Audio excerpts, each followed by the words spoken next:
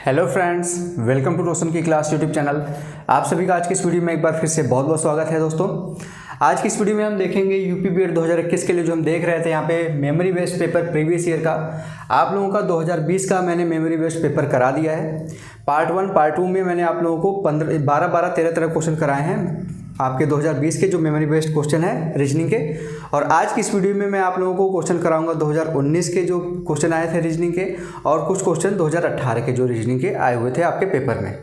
सारे के सारे क्वेश्चन यहाँ पे आप लोग ध्यान से देखिएगा क्योंकि यहाँ पे ये सारे क्वेश्चन जो है वो इम्पॉर्टेंट हैं। अगर आप वीडियो देख रहे हैं और आप यूपी बीएड की एग्ज़ाम की तैयारी कर रहे हैं जो कि आपका आने वाले 6 अगस्त को है, तो आप लोग ज़रूर क्वेश्चंस को देखिए और उन क्वेश्चंस को जब मैं यहाँ पे लिखूँ तो उस क्वेश्चन को वीडियो रोक के सॉल्व करने की कोशिश करिए। उसके बाद देखिए कि जब मैं सॉल्व करके बताता हूँ कि आपका तरीका कैसा था, मेरे तरीके से अच्छे तरीके से आपने सोचा या और आपका आंसर सही आया या फिर आपका तरीका और फास्ट हो सकता था मेरे तरीके की तरह। जिस तरीके से मैं यहाँ पे बताऊँगा क्वेश्चन फास्ट करने के लिए, क्योंकि क्वेश्चन आपको करना है साथ ही साथ आपको तेज करना है क्वेश्चन विद 100% एक्यूरेट। ठीक है, 100% सही भी करना है क्योंकि माइनस मार्किंग भी आपके एग्जाम में है।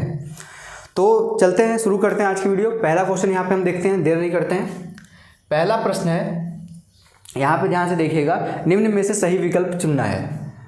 निम्न में से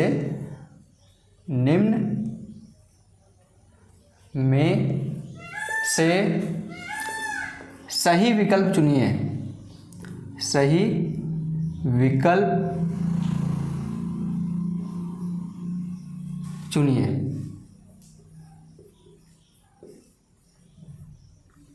अब सबसे पहले प्रश्न देखते हैं कि प्रश्न क्या है। तो यहाँ पे देखिए प्रश्न है, यहाँ पे ध्यान से देखिएगा, अखबार है लिखा हुआ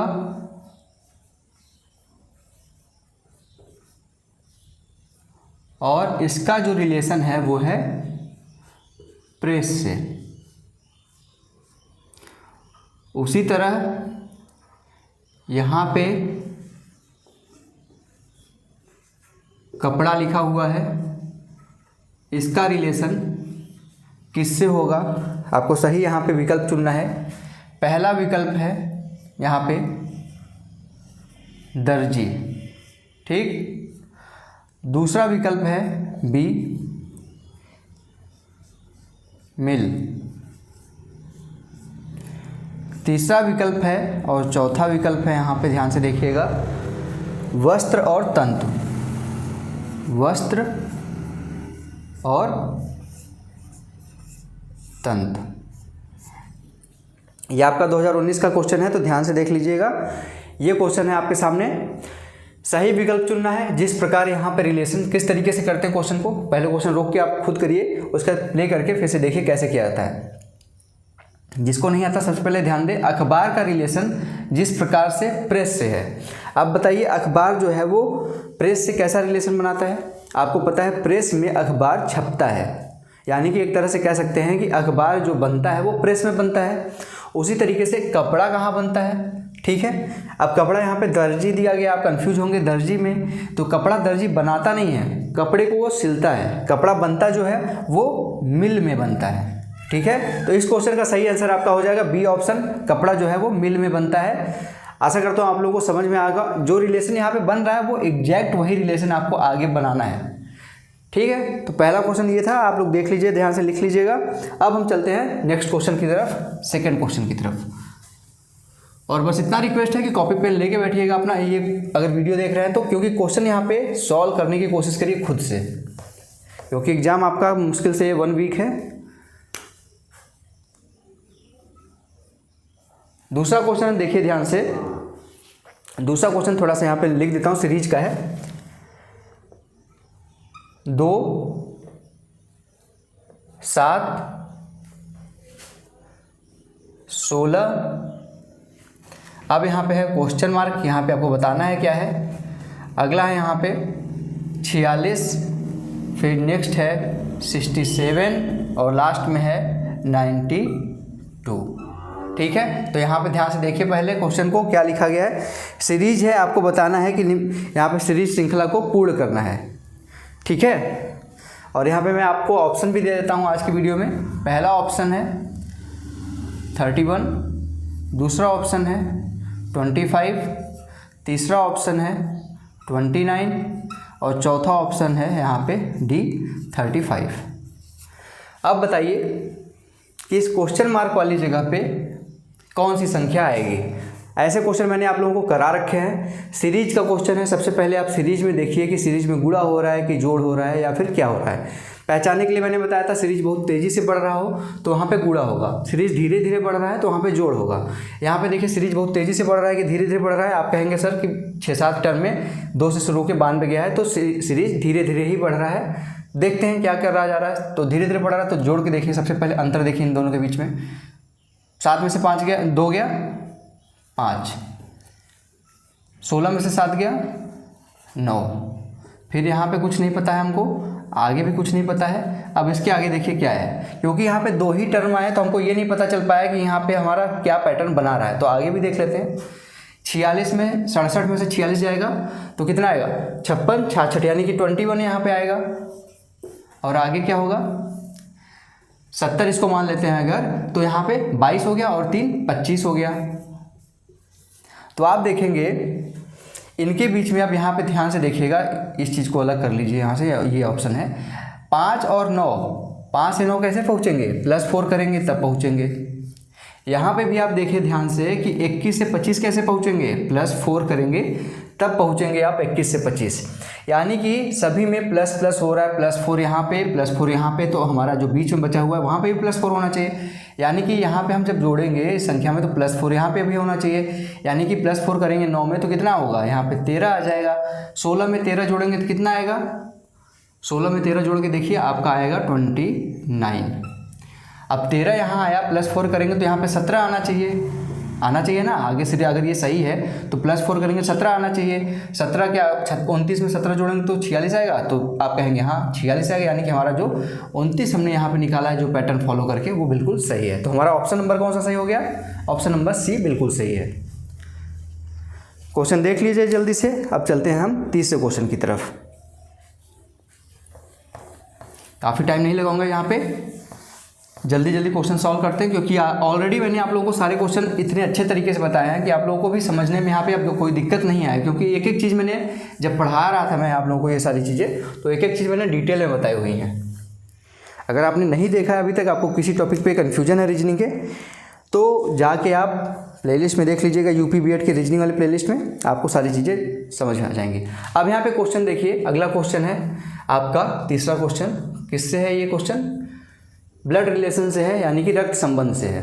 ठीक है, यहाँ पे क्वेश्चन क्या बोल रहा है, यहाँ पे क्वेश्चन बोल रहा है एक महिला की ओर संकेत करते हुए अमित ने कहा, इनके पिता के एकमात्र पुत्र मेरे पिता हैं। अमित उस महिला से किस प्रकार संबंधित है। ठीक है, कोई महिला है यहाँ पे, एक महिला है मान लीजिए, यहाँ पे ये महिला हो गई। ठीक, इसकी ओर इशारा करते हुए कौन कह रहा है, अमित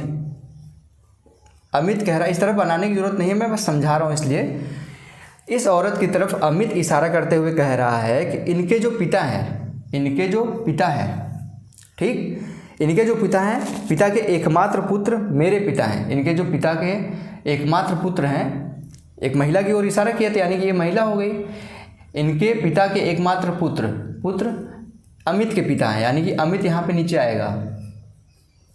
देखिए कैसे मैं समझा रहा हूँ आप लोगों को ध्यान से। अमित यहाँ नीचे आ गया, ठीक, मेरे पिता हैं। तो अमित से पूछा गया अमित किस प्रकार इस महिला से संबंधित है। तो एकमात्र यहाँ पे पुत्र हैं इनके, यानी कि इनके एकमात्र पुत्र हैं, यानी कि सिर्फ एक ही यहाँ पे एक भाई है। उसके अलावा जो बच्चे हैं ये इनकी बहन है। जो पिता की बहन होती हैं वो क्या कहलाती हैं, बुआ कहलाती हैं। और अगर अमित के बारे में पूछा जाए, अमित इस औरत से किस प्रकार संबंधित है, तो यहाँ पे अमित इस प्रकार, यहाँ पे ऑप्शन अगर दे दिया जाए A, B, C और D, तो यहाँ पे देखिए अगर यहाँ पे पुत्र, पहला ऑप्शन है पुत्र, दूसरा ऑप्शन है भतीजा, तीसरा ऑप्शन है यहाँ पे भाई, और चौथा ऑप्शन है यहाँ पे पिता। अब बताइए इसमें कौन सा सही होगा। बिल्कुल आसानी से आप बता लेंगे। अगर यहाँ पे आपके पिताजी की बहन है, उनसे आपका क्या संबंध है, तो आप कहेंगे आप उनके भतीजे हैं। तो आपका ऑप्शन नंबर बी बिल्कुल सही हो जाएगा। ऐसे क्वेश्चन में आप एज्यूम करने की कोशिश करें। रीजनिंग में क्या होता है, ज़्यादातर चीज़ें आप दिमाग में सोचिए, एज्यूम करिए कि, और कंसंट्रेशन बहुत ज़्यादा जरूरी है रीजनिंग के क्वेश्चन करने में।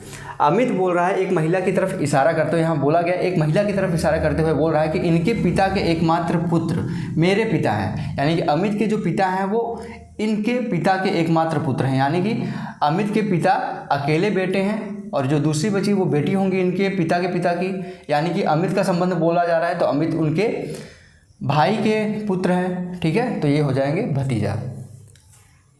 तो आशा करता हूँ आप समझ गए होंगे तीसरा क्वेश्चन। अब चलते हैं, हम इसको इरेज करते हैं, अब चलते हैं चौथे क्वेश्चन की तरफ। ठीक है दोस्तों, इसको नोट कर लीजिए जल्दी से क्वेश्चन सही। नेक्स्ट क्वेश्चन देखते हैं हम,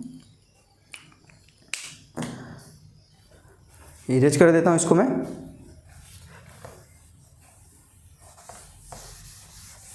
तीन क्वेश्चन हो गया है, तीनों क्वेश्चन आशा करता हूँ आप लोगों को समझ में आया होगा। दिल से अगर समझ में आया तो दिल से लाइक कर दीजिएगा एक। अब अगला क्वेश्चन देखते हैं यहाँ पे हम, चौथा क्वेश्चन।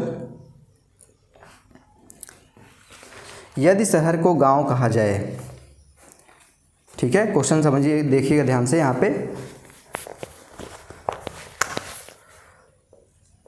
चौथा क्वेश्चन है, यदि, लिख दे रहा हूँ मैं क्वेश्चन, शहर को गांव कहा जाए, शहर को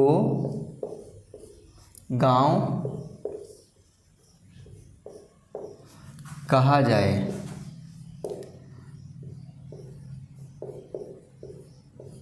हो गया। आगे है, गांव को जंगल कहा जाए, जंगल कहा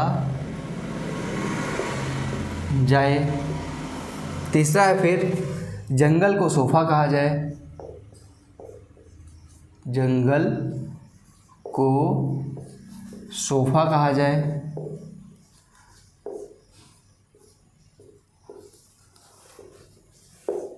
कहा जाए। अगला है, सोफे को फ्रिज कहा जाए, सोफे को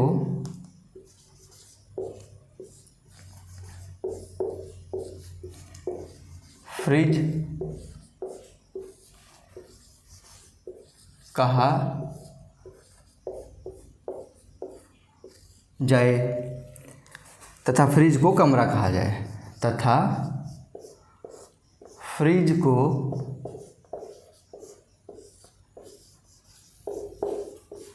कमरा कहा जाए।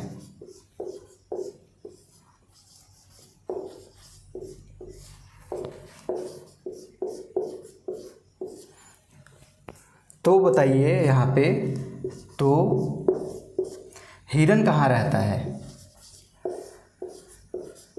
हिरन कहाँ रहता है, रहता है। क्वेश्चन ऑप्शन आपका है पहला, यहाँ पे जंगल में, दूसरा ऑप्शन है बी फ्रिज में, तीसरा ऑप्शन है सी सोफा,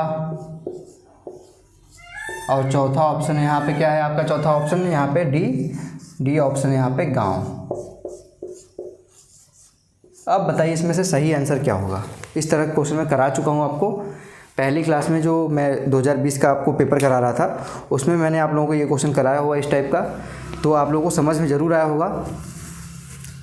अगर आप वीडियो देख रहे हैं रेगुलर बेसिस पे तो ये क्वेश्चन बहुत आसान है, कैसे किया जाएगा मैं आपको बता चुका हूँ। अब यहाँ पे बोल रहा है, ऐसे क्वेश्चन में सबसे पहले ये देखिए, इतना लंबा चौड़ा क्वेश्चन लिखा गया है, इससे डरने की ज़रूरत नहीं है। जितना ही रीजनिंग में जितना लंबा क्वेश्चन होगा उतना ही आसान होगा, क्योंकि उतनी ज़्यादा चीज़ें आपको डिटेल दी गई होंगी। जितना ज़्यादा डिटेल दिया जाएगा उतनी आसानी से आप क्वेश्चन कर लेंगे।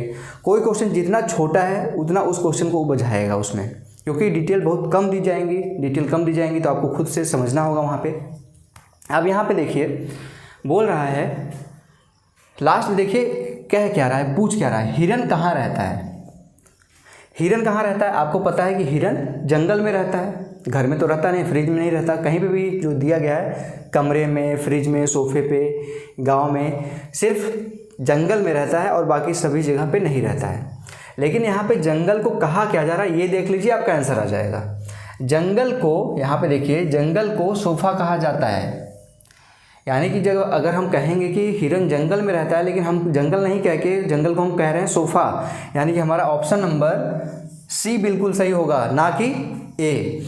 आप यहाँ पे काफ़ी बच्चे ये गलत करेंगे कि उनको समझ नहीं आएगा क्वेश्चन क्या कह रहा है। बोलेगा क्वेश्चन हिरन कहाँ रहता है तो आप सीधे जंगल मार्क करेंगे, चले जाएंगे आगे, लेकिन वो हो जाएगा आपका गलत। जंगल को यहाँ पे बोला गया क्वेश्चन इसीलिए इतना लंबा चौड़ा लिखा गया है क्योंकि यहाँ पे बोला गया है कि इसको हम ये बोलते हैं। आप कहेंगे कि हाँ हिरन जो है वो जंगल में रहता है, लेकिन जंगल को यहाँ पे कहा क्या जा रहा है, जंगल को सोफ़ा कहा जा रहा है, यानी कि आपका आंसर यहाँ पे चुनेंगे तो सोफ़ा होगा। अगर यहाँ पे बोलेगा जैसे कि आप बर्फ़ कहाँ जमाते हैं, तो बर्फ़ आपको पता है कि फ्रिज में जमता है, लेकिन फ्रिज को हम कह क्या रहे हैं, फ्रिज को हम कमरा कह रहे हैं। यानी कि अगर आपसे बोले कि बर्फ़ कहाँ जमाते हैं तो हम कहेंगे कि कमरे में जमाते हैं। आपका जो यहाँ पे ऑप्शन होगा वो कमरा होगा, वो बिल्कुल सही हो जाएगा। ठीक है, तो ये हो गया आपका अगला क्वेश्चन, नोट कर लीजिएगा इसको क्योंकि अच्छा क्वेश्चन है ये। और हर साल देखिए 19 में भी आया है ये क्वेश्चन और 20 में भी ये क्वेश्चन आया, तो 21 में भी आ सकता है ऐसे क्वेश्चन। ठीक है दोस्तों, चलते हैं अब आगे की तरफ। नेक्स्ट क्वेश्चन देखते हैं हम। पांचवा क्वेश्चन है, अब पांचवा क्वेश्चन देखते हैं कि कौन सा क्वेश्चन है पांचवा।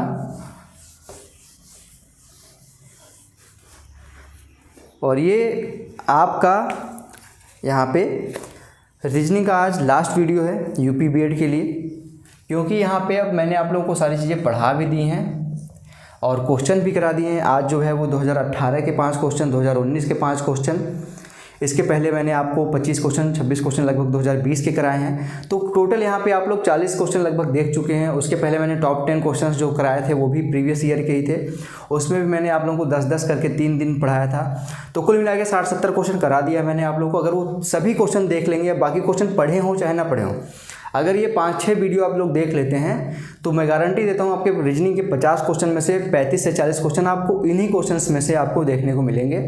ये जान लीजिए कि 50 में से 35 से 40 क्वेश्चन मैं गारंटी देता हूँ मिलेंगे इन्हीं टॉपिक्स पे से, क्योंकि मैं वही क्वेश्चन कराता हूँ जो इंपॉर्टेंट है, हर साल जो रिपीट होता है। ठीक है, तो ज़रूर देखिए इन सभी टॉपिक्स को, सभी क्वेश्चंस को, सभी वीडियो को। और आज हमारा ये लास्ट टॉपिक है, लास्ट वीडियो है आपका यूपी बीएड 2021 की जो हम तैयारी यहाँ पे कर रहे थे। सारे टॉपिक, ये मैं कह रहा हूँ कि सारे टॉपिक नहीं हुए हैं, आपके टोटल इंपॉर्टेंट जो चैप्टर हैं वो हैं 10 से 11 चैप्टर। उसमें से मैंने आप लोगों को 7 से 8 चैप्टर पढ़ाया हुआ है। अगर आप 7 से 8 चैप्टर भी पढ़ के जाएंगे तो भी गारंटी है कि 35 क्वेश्चन 100% मार्क करके आएंगे सही। बाकी के जो बचे हुए थे इसलिए नहीं हो पाए क्योंकि समय कम था। ठीक है, काफ़ी देर से क्लासेस स्टार्ट हुई, लेकिन मैं आगे से कोशिश करूँगा कि जब भी कोई टॉपिक लूँ, कोई भी सब्जेक्ट पढ़ाऊँ आप लोगों को, तो पूरा 100% पढ़ाऊँ। अगला क्वेश्चन देखते हैं। उस आकृति को चुनिए जो प्रश्न में दिए गए वर्गों को अच्छी तरह दर्शाता हो। उस आकृति को चुनना है यहाँ पे, यानी कि जो चित्र दिया गया है आकृति को चुनिए जो प्रश्न में, यहाँ पे लिख देता हूँ, प्रश्न में दिए वर्गों को अच्छी तरह दर्शाता हो, अच्छी तरह दर्शाता हो। ठीक, अब यहाँ पे दिया क्या गया है देखिएगा क्वेश्चन, शिक्षक। ठीक, दूसरा है अनुसंधानकर्ता,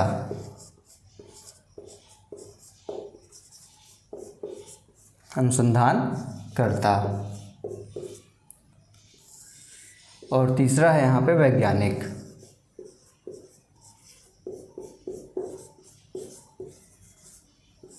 ये हो गया आपका क्वेश्चन। इसके बाद यहाँ पे ऑप्शन आपको दिया गया है। पहला ऑप्शन है, देखिएगा ध्यान से, ये हो गया, ये हो गया, ये हो गया। बी ऑप्शन है आपका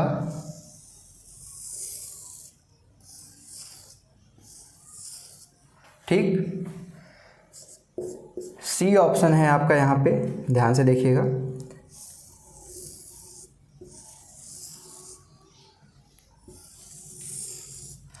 और डी ऑप्शन है आपका।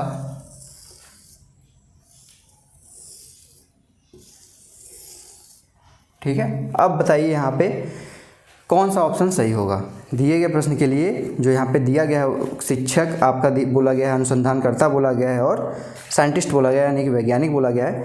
इसमें से आपको बताना है कि कौन सा एग्जैक्ट आपका सही होगा। अब यहाँ पे ध्यान से देखिएगा आप लोगों को ये भी क्वेश्चन आपका 2020 में आ चुका है इस टाइप का, और 100% इस बार भी एक क्वेश्चन आएगा, तो याद रखिए, ध्यान से देखिएगा। शिक्षक बोल रहा है, शिक्षक है, अनुसंधान करता है और वैज्ञानिक है। पहला फिगर देखते हैं। शिक्षक, पहले समझते हैं कि क्या है, क्या रहा। शिक्षक है, अनुसंधान करता है और वैज्ञानिक है। आपको पता है कि अनुसंधान करता एक शिक्षक हो सकता है कि नहीं हो सकता। आप पीएचडी करते हैं तो वहाँ पे अनुसंधान करते हैं तो शिक्षक ही हैं आप वहाँ पे। शिक्षक जो है आपका अनुसंधान करता है, तो यानी कि अनुसंधानकर्ता भी होगा शिक्षक। और यहाँ पे वैज्ञानिक जो है वो भी अनुसंधान करता है, कोई न कोई चीज़ खोजता है। वैज्ञानिक का काम ही यही है, यानी कि वैज्ञानिक भी अनुसंधान करता है, शिक्षक भी अनुसंधान करता है। और वैज्ञानिक आपका शिक्षक हो सकता है कि नहीं हो सकता, पहले ये बताइए आप कहेंगे कि एक वैज्ञानिक जो है वो नॉलेज अगर किसी को देता है तो वो शिक्षक हो सकता है, और एक शिक्षक वैज्ञानिक हो सकता है कि नहीं हो सकता।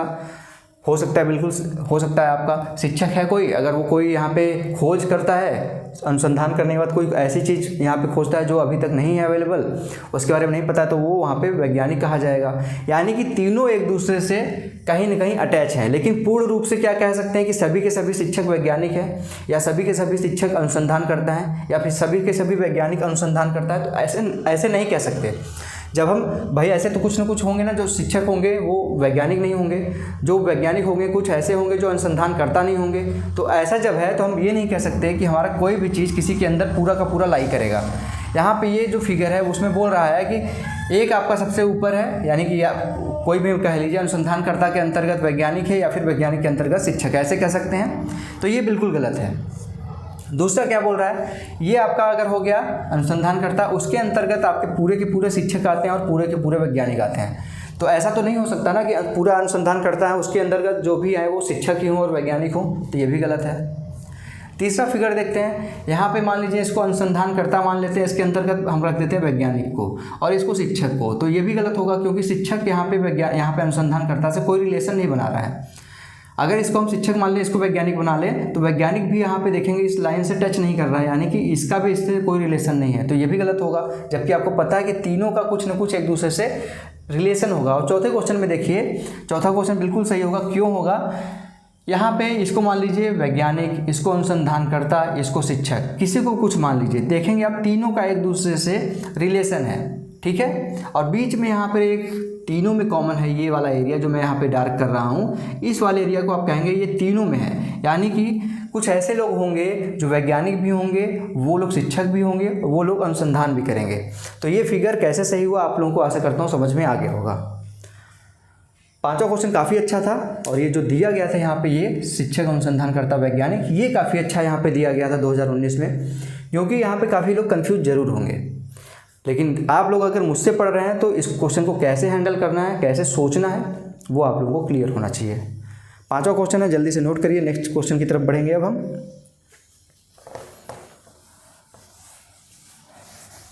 वीडियो रोक के नोट कर लीजिएगा क्वेश्चन को।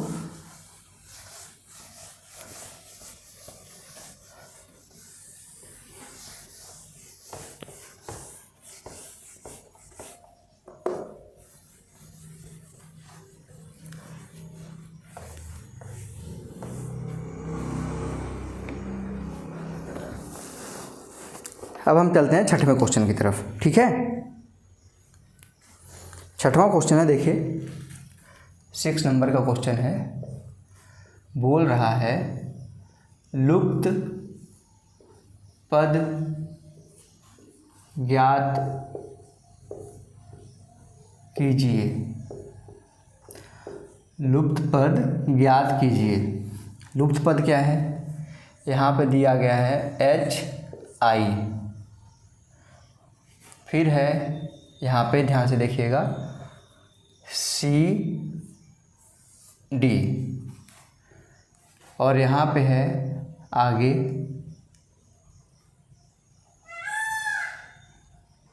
नवासी,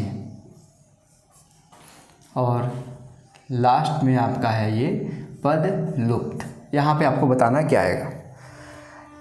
सबसे आसान क्वेश्चन आपका 2019 में आया था, बहुत ही अत्यधिक यहाँ पे इजी क्वेश्चन था, वेरी इजी क्वेश्चन था। आपको जो मैं बार बार बोलता हूँ, जब भी मैं आप लोगों को यहाँ पे सादृश्यता के क्वेश्चन कराता हूँ, एक तरह से ये आपका वर्ड एनालॉगी है। वर्ड एनालॉगी का क्वेश्चन जब भी मैं कराता हूँ, या फिर आप लोगों को कोई ऐसा चीज़ हो जिसपे ABCD आए, तो मैं आप लोगों को हमेशा बोलता हूँ कि आप लोग प्लेस वैल्यू याद करिए सभी अक्षर का। प्लेस वैल्यू अगर याद होगा तो ऐसे क्वेश्चन आप लोगों से 100% एक्यूरेट सही होंगे। प्लेस वैल्यू अगर याद होगा तो देखते ही आपको पता चल जाए कि यहाँ पे जो 89 लिखा गया है वो HI का प्लेस वैल्यू है। आपको पता होगा कि H का 8 होता है, I का 9 होता है।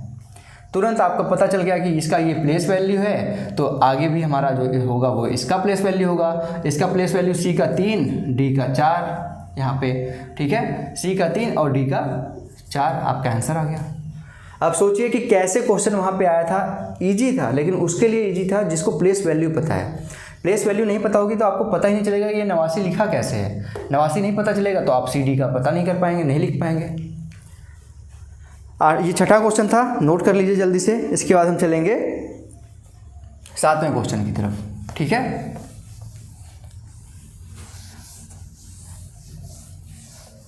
सातवां क्वेश्चन ध्यान से देख लीजिए, आपके सामने दिख रहा होगा। सातवां क्वेश्चन बोल रहा है, सातवें क्वेश्चन में बोला है उसने, अंकित बलवंत से अधिक धनी है। बहुत ही आसान क्वेश्चन है यहाँ पे, ठीक है, अत्यधिक ये भी आसान है। अगर आप क्वेश्चन पढ़ेंगे, बस ये मत सोचिए कि क्वेश्चन बहुत ज़्यादा लंबा चौड़ा लिखा हुआ है तो कठिन होगा।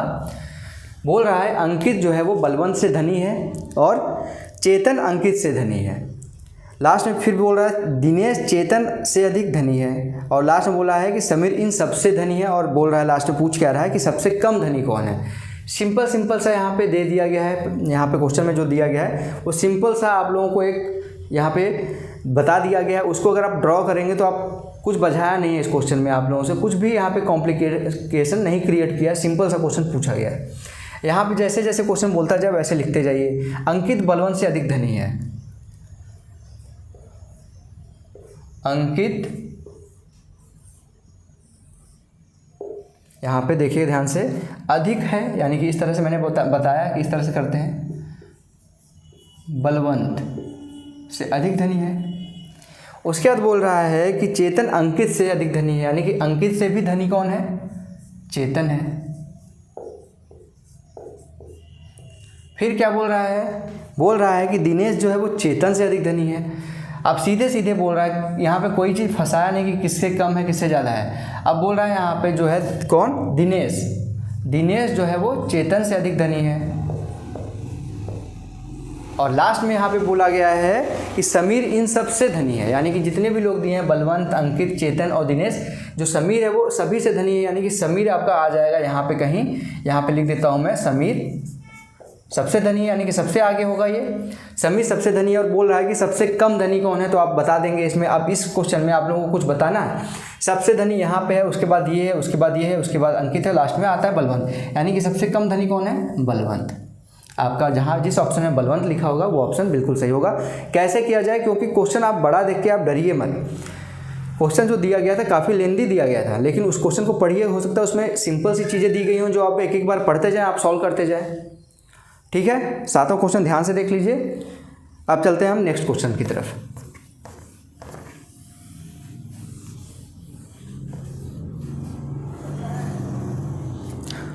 आठवां क्वेश्चन देखिए क्या बोल रहा है, एक पंक्ति में 5 मकान है। एक पंक्ति है, ये अच्छा क्वेश्चन है, ध्यान से देखिएगा। आठवां क्वेश्चन ये काफ़ी अच्छा क्वेश्चन है, सीटिंग अरेंजमेंट का है, और ऐसे क्वेश्चन में काफ़ी बच्चे गलती करते हैं। बोल रहा है एक पंक्ति में 5 मकान है, तो ये तो कंफर्म है कि 5 मकान है, तो एक पंक्ति ऐसे दी गई है, इसमें 5 मकान हम खड़ा कर देते हैं, 1 2 3 4 5। अब उसके बाद क्या बोल रहा है, 5 मकान का नाम दे दिया गया PBTDC।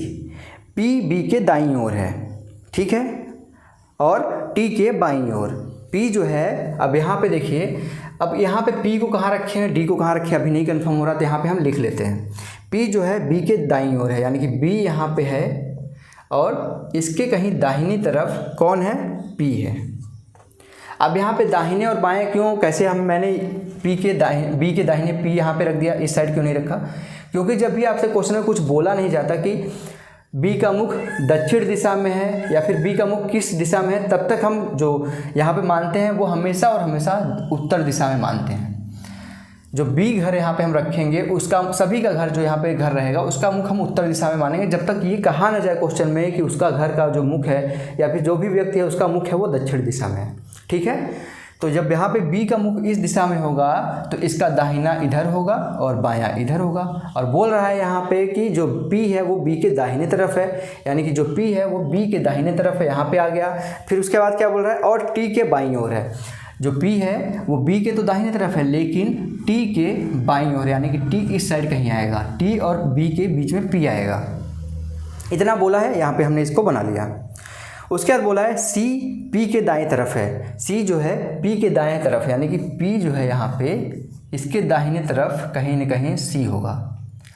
लेकिन कहाँ होगा, क्या P और T के बीच में C होगा या फिर P और C के बीच में T होगा, ये नहीं पता है हमको अभी तक। आगे देखते हैं, B D के दाईं ओर है। B जो है वो D के दाईं ओर है। जो ये B है वो D के कहीं न कहीं दाईं ओर है, यानी कि D के इस दिशा में होगा, क्योंकि D यहाँ पे खड़ा है तो उसका दायां ये होगा और B बोला है कि D के दाईं ओर है। ये हो गया, आपको इतना पता चल गया। अब बोल रहा लास्ट में कि बीच में कौन है। अब बताइए इसमें बीच में आप कैसे बता पाएंगे कि बीच में कौन है। बहुत आसान है, सबसे दाहिनी तरफ यही दिख रहा है D, इसको D कर लीजिए यहाँ पे। फिर आपका दिख रहा है B कर लीजिए। फिर आपका है P कर लीजिए, क्योंकि P का तो प्लेस फिक्स है ना, हमारा प्लेस फिक्स किसका किसका नहीं है, C और T और C का। तो यहाँ पे हम कर लेते हैं T, यहाँ पे कर लेते हैं C। ठीक है, ये तो कर सकते हैं ना इतना। और दूसरी बार यहाँ पे अगर हम करें, इसको अगर इरेज कर देता हूँ मैं, अगर इसी तरीके से एक अल्टरनेट और फिगर बना लें। कभी कभी क्या होता है कि आप दो फिगर लेके चला करिए, सीटिंग अरेंजमेंट में दो फिगर साथ में लेके चलेंगे तो आपसे गलती नहीं होगा। D का फिक्स था प्लेस, D का फिक्स कर लिए, फिर B का भी फिक्स था तो B का भी फिक्स कर लिए, फिर P का था फिर P का भी कर लिए यहाँ पे। लेकिन T यहाँ पे रखें, C यहाँ पे रखें, ये कंफर्म नहीं था, ये कंफर्म प्लेस नहीं थे इनके। इस तरीके से भी हो सकता है, ठीक, C यहाँ आ जाए और T यहाँ आ जाए। लेकिन यहाँ पे हमसे क्वेश्चन C और T से नहीं पूछा है, इससे हमको कोई फ़र्क नहीं पड़ेगा। क्वेश्चन का जो यहाँ पे क्वेश्चन पूछा गया था उससे ऑप्शन पे हमारे कोई फ़र्क नहीं पड़ेगा, क्योंकि वहाँ पूछा था बीच में कौन है। बीच में हमारा दोनों तरफ से देखेंगे तो P है, इसमें भी और इसमें भी। हमारा C और T से P पे कोई फ़र्क नहीं पड़ेगा। जो क्वेश्चन पूछा गया था बीच में कौन है, तो बीच में हमारा इस क्वेश्चन में P होगा। तो आशा करता हूँ आप लोगों को समझ में आ गया होगा। 8वां क्वेश्चन इरेज करता है, इसको बना लीजिएगा। और कभी भी सीटिंग अरेंजमेंट का क्वेश्चन आए अगर आपके पेपर में, तो आप कोशिश करिए कि 2 ऑप्शन लेके चलिए शुरुआत से ही, क्योंकि वहाँ पे आगे चल के ऑप्शंस मिल जाएगा कि किसको कहाँ रखें। 2 ऑप्शन रहेगा तो आप दोनों फिगर में एक साथ रख लेंगे। ये था 8वां क्वेश्चन। अब देखते हैं हम 9th नंबर का क्वेश्चन।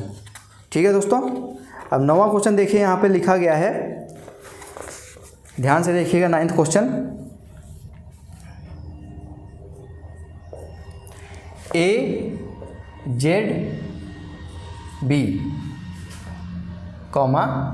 CYD,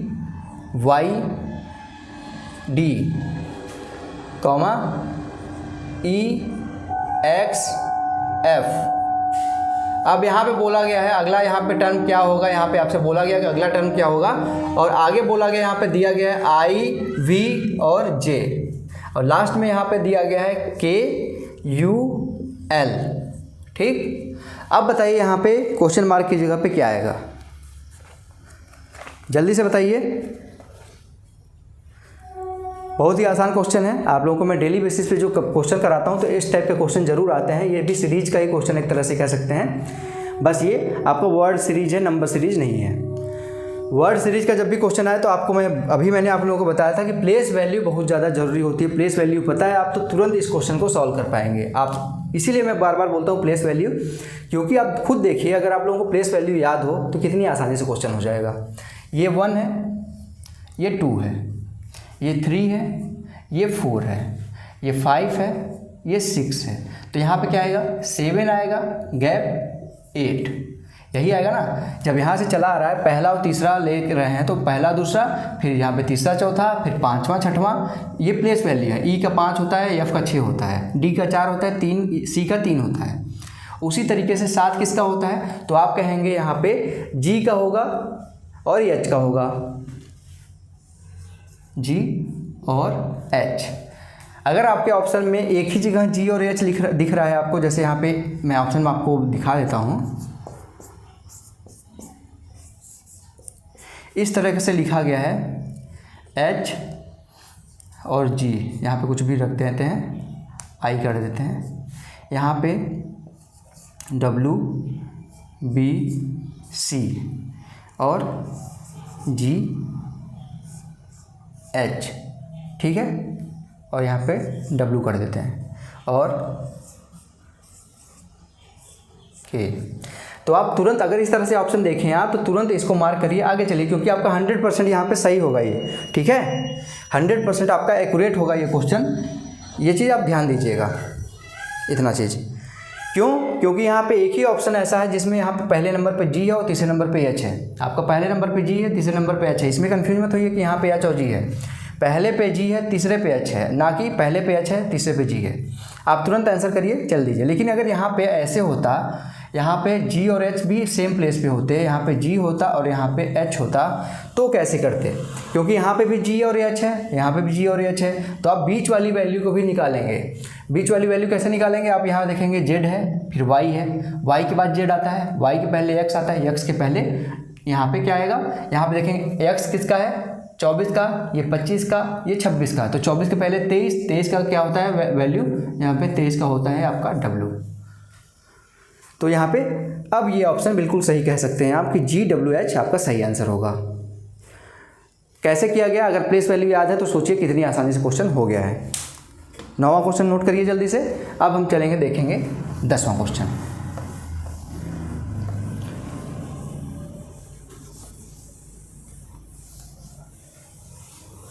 ठीक है दोस्तों, अब देखिए यहाँ पे 10वां क्वेश्चन क्या बोल रहा है। एक बार रीड करिए क्वेश्चन को, सॉल्व करने की कोशिश करिए। बोल रहा है नवजोत पश्चिम की ओर चलना शुरू करता है। नवजोत जो था एक व्यक्ति है, वो पश्चिम की ओर चलना शुरू करता है, यानी कि 10वां क्वेश्चन है दिशा और दूरी से। तो जैसे ही मैंने बोला है दिशा दूरी का क्वेश्चन, देखिए आप क्वेश्चन सॉल्व करना शुरू करिए, लाइन ये खींचिए चारों, तुरंत क्वेश्चन शुरू करिए करना। बोल रहा है नवजोत पश्चिम की ओर चलना शुरू करता है, यानी कि नवजोत यहाँ से शुरू करेगा, कोई व्यक्ति है तो मिडिल से शुरू करेगा और पश्चिम की ओर कहीं जा रहा है इस दिशा में, ठीक, इस दिशा में गया। अब फिर बोल रहा है कुछ दूरी तय करने के बाद वो बाएं मुड़ा। कुछ दूरी यहाँ पे, यहाँ से यहाँ तक गया, फिर वो कहाँ गया? बाएं मुड़ा, यानी कि यहाँ जा रहा था तो बाएं कौन सा होगा? आप कहेंगे दाहिना ऊपर होगा, बायां नीचे होगा। इस तरफ आ गया, बाएं मुड़ता है और फिर दाएं मुड़ता है, यानी कि नीचे की तरफ आ रहा है, नीचे की तरफ आ रहा है तो दायां कौन सा होगा, बायां कौन सा होगा, आपको मैं बता चुका हूँ। इधर नीचे ऊपर की तरफ जाएंगे तो दायां ये होगा, बायां ये होगा, लेकिन जब नीचे की तरफ आएंगे जस्ट उल्टा हो जाएगा, बायां ये होगा, दायां ये होगा। बाएं की ओर मुड़ा और चलना प्रारंभ करता है, बाएं की ओर मुड़ा और फिर दाएं की ओर मुड़ा और चलना प्रारंभ करता है। यहाँ से ये दाएं की तरफ मुड़ गया और चल रहा है। अब पूछ रहा है क्वेश्चन में उसका मुख अब किस दिशा में है, यानी कि यहाँ पे अगर ये है जा रहा है, इस दिशा में जा रहा है, तो उसका मुख किस दिशा में है ये आपसे बोल रहा है। तो आप बताइए कि यहाँ पे उसका मुख किस दिशा में है। अब जब यहाँ पे पहुँचा है व्यक्ति, तो यहाँ के हिसाब से हम डायरेक्शन देखेंगे, ना कि यहाँ के हिसाब से। ये मत सोचिए कि यहाँ से अब था, यहाँ पे है तो ये आपका पश्चिम और दक्षिण हो जाए, ऐसा नहीं है। जहाँ पे है वहाँ से अगर आपसे पूछ रहा है कि कहाँ पे, ये किस दिशा में यहाँ पे है, तो यहाँ पे ऐसे 4 लाइन खींचिए और ये इस दिशा में जा रहा है, तो आपको पता है कि यहाँ पे इस दिशा में क्या है? पश्चिम है, यानी कि बोलेगा कि अब पश्चिम दिशा में वो जा रहा है, ठीक। आपका आंसर हो जाएगा पश्चिम, यानी कि वेस्ट। पहले बोला कि पश्चिम दिशा में चलना प्रारंभ करता है, वहाँ से फिर वो बाएं मुड़ता है, ठीक है, बाएं मुड़ा दिए। फिर उसके बाद बोला कि दाएं मुड़ता है, दाएं मुड़ा दिए। अब बोल रहा है कि इस दिशा में वो जो जा रहा है, इस दिशा में वो आगे की तरफ बढ़ रहा है, वो किस दिशा की तरफ जा रहा है? तो वो पश्चिम दिशा की तरफ जा रहा है, क्योंकि जहाँ पे ऐसे जा रहा है ऐसे लाइन खींच दीजिए। अब देखिए किस दिशा में जा रहा है, यहाँ पे ये पूरब होगा, यहाँ पे ये पश्चिम होगा, यहाँ पे ये उत्तर होगा, यहाँ पे ये दक्षिण होगा। उस पॉइंट के लिए आप डायरेक्शन देखिए क्या होगा। तो आशा करता हूँ आप लोगों को 10वां क्वेश्चन भी समझ में आ गया होगा। इसको नोट कर लीजिए और इसको अब मैं इरेज कर देता हूँ। आपका इसी के साथ यूपी बीएड का सीरीज यहाँ पे एंड करता हूँ और विश करता हूँ आप लोगों को कि आप लोगों का जो पेपर होगा वो अच्छा जाएगा। ठीक है दोस्तों, आप लोगों का जो पेपर होगा वो अच्छा जाएगा। और सबसे पहले रीजनिंग का यहाँ पे मैंने आप लोगों को पढ़ाया, तो रीजनिंग का जब भी पेपर आप सॉल्व करिए उसमें आप कंसंट्रेट होकर करिए। आगे पीछे शोरगुल होता रहेगा, क्लास में बच्चे होंगे ढेर सारे एग्जाम दे रहे होंगे, तो कुछ बच्चे ऐसे होते हैं जो नकल मारने की कोशिश करते हैं, एक दूसरे से पूछने की कोशिश करते हैं, तो उनको बिल्कुल भूल जाइए। आप रीजनिंग का पेपर करते समय एकदम भूल जाइए उनको, कंसंट्रेट होकर करिए। क्योंकि आप हिंदी है या फिर बाकी के कुछ सब्जेक्ट हैं जो आप थोड़ा सा कंसंट्रेशन कम भी रहेगा तो भी आप कर लेंगे, लेकिन रीजनिंग में अगर कंसंट्रेशन कम हुआ तो आप कर तो सकते हैं, क्वेश्चन कर लें, लेकिन गलत भी कर सकते हैं आप क्वेश्चन। तो ये सजेशन है मेरा कि अगर रीजनिंग का पेपर अटेम्प्ट करें तो आप कंसंट्रेशन 100% अपने पेपर पे रखिए, इधर उधर की बातों को भूल जाइए क्लास में, और कोशिश करिए जितना ज़्यादा क्वेश्चन अटेम्प्ट कर सकें वो करिए, लेकिन गलत क्वेश्चन अटेम्प्ट मत करिएगा। गलत क्वेश्चन से माइनस मार्किंग होगा, वो आपका गलत हो जाएगा। और तुक्का बिल्कुल मत मारिए, सॉल्व करने की कोशिश करिए। रीजनिंग अगर आपको नहीं भी आती है तो भी आप कुछ क्वेश्चन सॉल्व कर लेंगे। तो ऑल द बेस्ट आपके आने वाले एग्जाम में। 6 तारीख को आशा करता हूँ कि आपका एग्जाम होगा, और कोई भी अगर न्यूज़ आता है तो मैं आपको बताऊँगा भी। और इसी के साथ यहाँ पर हम रीजनिंग का यहाँ पर सीरीज जो शुरू किए थे वो आज एंड होता है। काफ़ी यहाँ पे थोड़ा सा बुरा फील हो रहा है, क्योंकि आज कोई चीज़ अगर आप रेगुलर बेसिस पे पढ़ाते रहिए और वो कहीं न कहीं कोई भी चीज़ एंड होता है तो काफ़ी बुरा लगता है कि आप लोगों से अब मिलना नहीं होगा। मिलेंगे, लेकिन यूपी बीएड रीजनिंग के 2021 के बैच में नहीं मिलेंगे। तो अगर वीडियो पसंद आती है तो इस वीडियो को लाइक कर दिया करिए, जिससे मुझे मोटिवेशन मिले। और अगर रेगुलर बेसिस पे टच में रहना चाहते हैं रोशन की क्लास यूट्यूब चैनल से, तो सब्सक्राइब कर लीजिए, नीचे लाल कलर का सब्सक्राइब बटन है। क्योंकि अगर आप यूपी बीएड का एग्जाम दे रहे हैं तो आप यूपी बीएड करेंगे, साल 2 साल में आप सुपर टेट, यूपी टेट या फिर सीटेट देंगे। टीचर बनना है, ये आपका लक्ष्य है अगर आप यूपी बीएड कर रहे हैं तो उसके लिए भी आप रोशन की क्लास यूट्यूब चैनल को सब्सक्राइब कर सकते हैं। क्योंकि यहाँ पर आप लोगों को मैं सीटेट, सुपर टेट और यूपी टेट तीनों क्लासेस आप लोगों को दूंगा, पूरी की पूरी आपकी हेल्प करता रहूँगा एक अच्छे टीचर बनाने के रास्ते पे। तो फ्रेंड्स, मिलते हैं नेक्स्ट वीडियो में, तब तक के लिए आप लोगों का बहुत बहुत धन्यवाद। जय हिंद, वंदे मातरम।